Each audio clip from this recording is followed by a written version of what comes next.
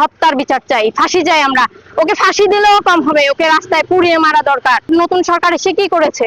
যে সরকার রাস্তায় এই খুনের কোনো বিচার করতে পারতেছে না, আমাদের হাতে তুলে দেখ, আমাদের শিক্ষার্থীদের হাতে তুলে দেখ, আমরা ও বিচার করে দিব। এই দেশে আমাদের মা বোনদের কোনো নিরাপত্তা নাই। আমাদের নিজের বোনের যে দর্শন করা হচ্ছে, আমরা তাদের বিচার চাই। আমার দুটি প্রশ্ন। প্রশ্ন নাম্বার 1, আমাদের নিরাপত্তা কোথায়? প্রশ্ন নাম্বার 2, আমরা তাকে ভোট দিয়ে এই জন্য উপরে বসাইনি যে আমাদের নিরাপত্তার হানি হবে। আমরা দাবি করছি যে শিশুকে হত্যা করে মারা হয়েছে তার বিচার চাই। যদি রামিসা হত্যার আজকে যদি বিচার ব্যবস্থা ভালো হতো, বিচার যদি নিশ্চিত হতো, তাহলে চট্টগ্রামে এর পরপরই 4 বছরের শিশু নির্যাতিত হতো না। যদি ন্যায় বিচার দিতে না পারে, তাহলে আমাদের নারীদেরকে জীবন্ত মাটিতে পুঁতে দিক। যদি সরকার থেকে থাকে, কেন আমার এই বাচ্চাগুলোর বিচার হচ্ছে না?